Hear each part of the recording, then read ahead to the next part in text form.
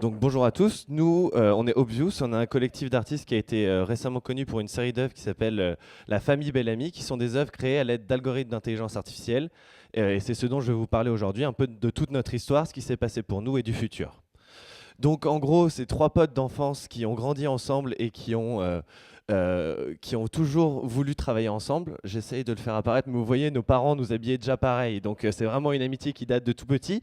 Et en fait, il se trouve que dans cette équipe formidable, il y a Hugo. Et Hugo, il est chercheur en intelligence artificielle. Il sort de l'ENS, le MVA, donc c'est le grand master français dans le domaine.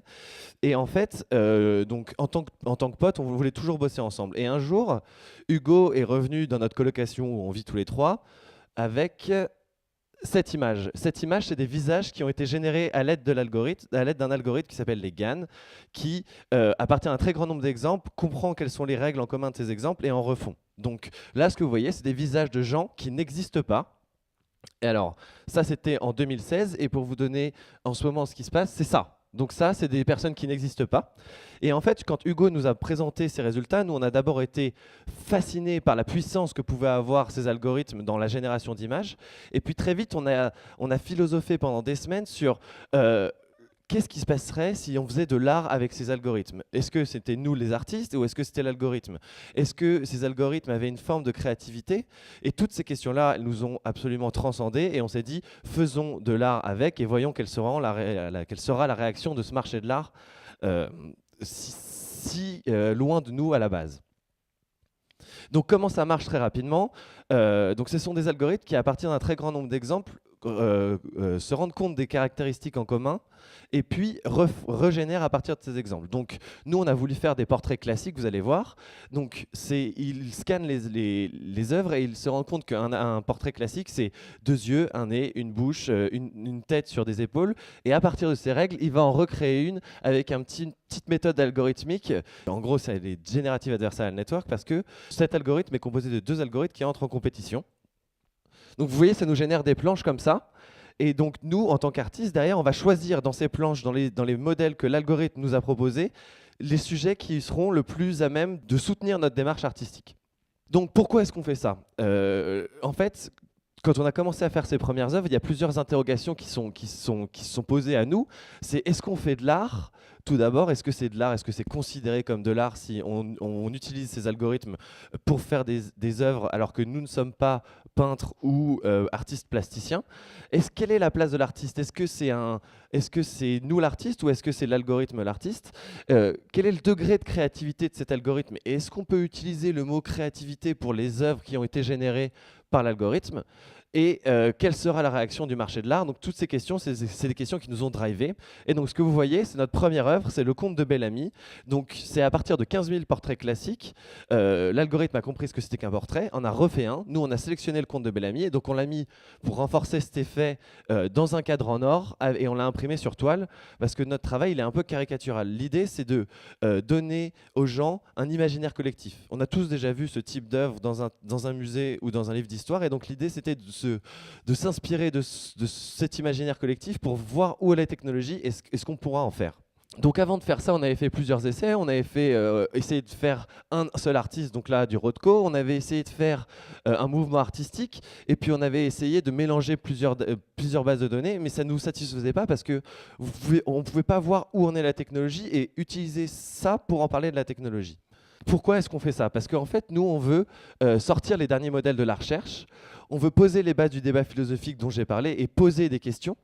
On veut démystifier les nouvelles technologies et l'intelligence artificielle. On veut montrer qu'en fait, c'est nous les artistes et qu'on se sert de ces algorithmes comme des outils et que ce n'est pas Terminator qui va remplacer les artistes. Et ça, c'est une grosse partie de notre travail. Et puis aussi, c'est proposer ce nouvel outil aux artistes. Donc dans les faits, qu'est-ce que c'est Obvious et qu'est-ce qu'on fait?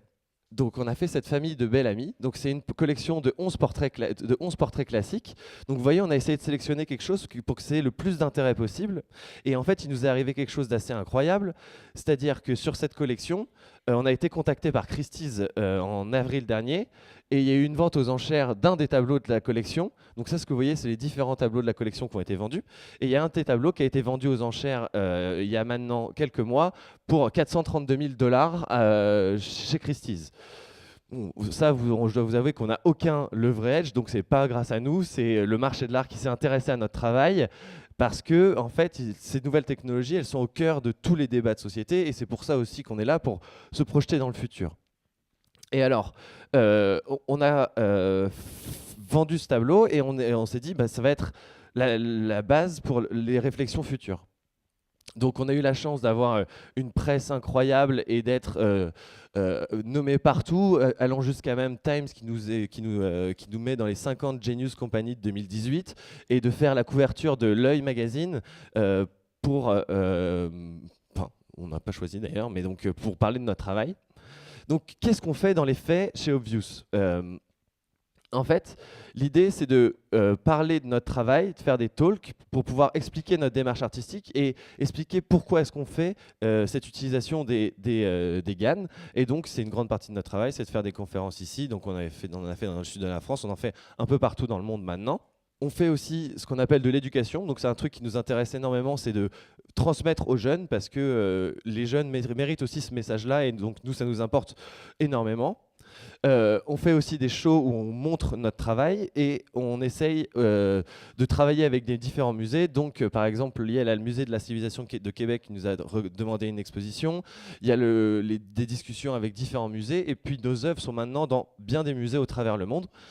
Et on est aussi en ce moment sur la rédaction de 2 livres, un livre d'art pour présenter notre travail et un livre plus scientifique pour présenter en profondeur le concept et la démarche artistique. Donc, qu'est-ce qu'on va faire dans le futur ? Qu'est-ce que c'est Obvious et pourquoi est-ce que c'est intéressant ? Nous, on n'est pas à la base des artistes peintres. Et donc, ce qu'on veut faire, c'est apporter ces algorithmes, les Generative Adversarial Network, un peu partout. Et donc, un premier travail qu'on est en train de faire, c'est faire des sculptures. Le parallèle qu'on a fait dans notre première collection entre l'art classique et les nouvelles technologies, il est intéressant, mais il peut être creusé encore. Et donc c'est pour ça qu'on a décidé de vouloir faire des bustes et des sculptures romaines donc, qui seront donc gravées au laser. Le principe est le même.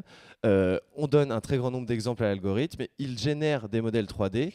Nous, on sélectionne ce qu'on trouve le plus intéressant. Et à partir de ça, on les fait produire dans du marbre de Carrare en Italie avec des jets haute pression qui viennent tailler directement dans le marbre. Un autre truc qu'on a envie de faire, c'est de rendre notre message encore plus universel.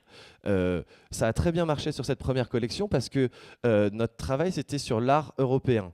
Mais en fait, en Asie, ça ne résonne pas forcément pareil. Et donc, nous, dans cette volonté toujours de démocratisation et d'explication de ce que sont les nouvelles technologies, on va faire des estampes japonaises avec la méthode traditionnelle du woodblock, c'est-à-dire qu'on taille dans du bois des espèces de tampons et sur lequel vient faire un maître japonais des impressions.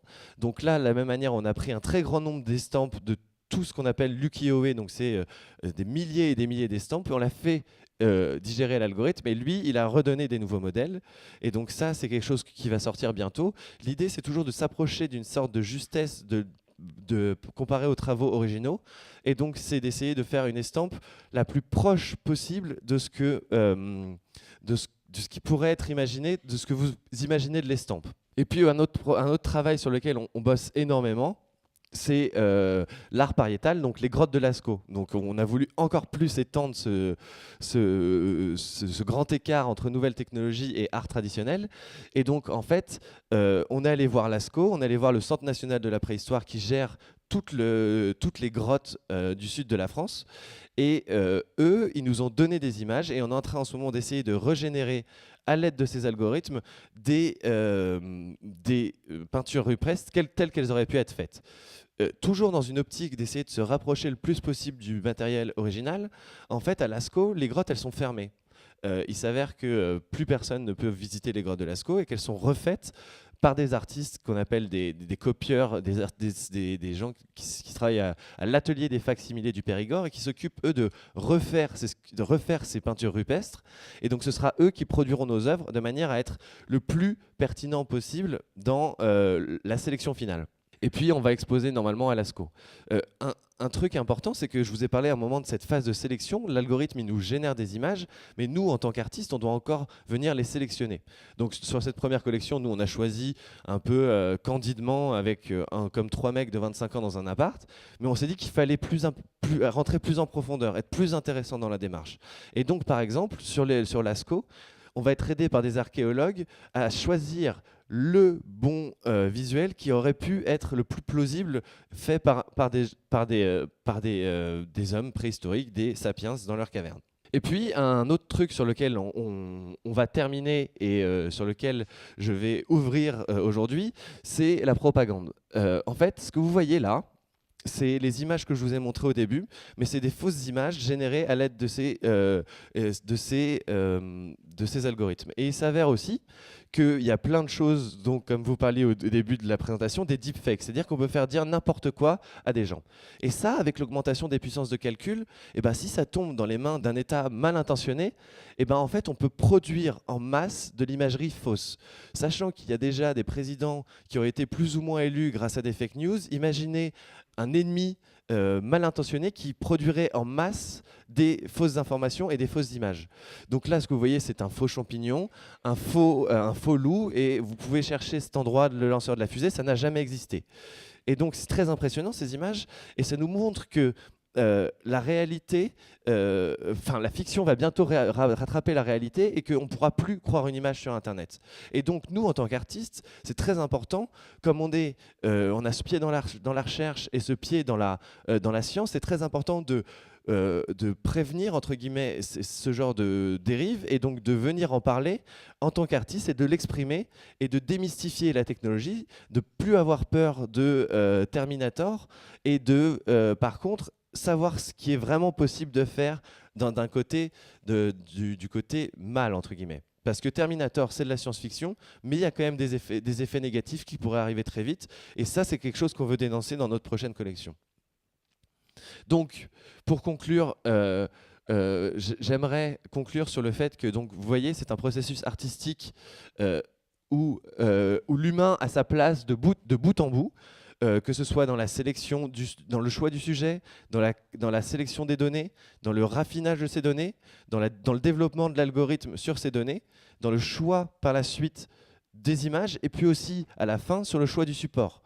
Au moment où on a eu les premières images de la famille Bellamy, on aurait pu en faire un truc sur un échafaudage, on aurait pu en faire un wallpaper sur un ordinateur. Mais on a décidé d'en faire des pièces physiques, et ça, c'est encore un choix d'artiste. Et donc, l'humain, il est encore au centre du sujet, et il faut faire attention à ce problème de sémantique avec le mot intelligence artificielle. Nous, on le voit parce qu'on parle beaucoup à des gens qui n'y connaissent rien pour parler de notre travail. Et en fait, quand on dit intelligence artificielle, pour eux, ce qui résonne dans leur tête, c'est Will Smith qui court derrière des robots dans iRobot. Et le problème de ça, c'est que quand vous utilisez un terme et que vous ne faites pas appel au même imaginaire, eh ben, il y a des désaccords, il y a des incompréhensions, et ça devient un discours anxiogène basé sur la peur. Et ça, c'est quelque chose qu'on veut essayer d'éviter au travers de notre travail et au travers de nos différentes œuvres dans le futur. Merci.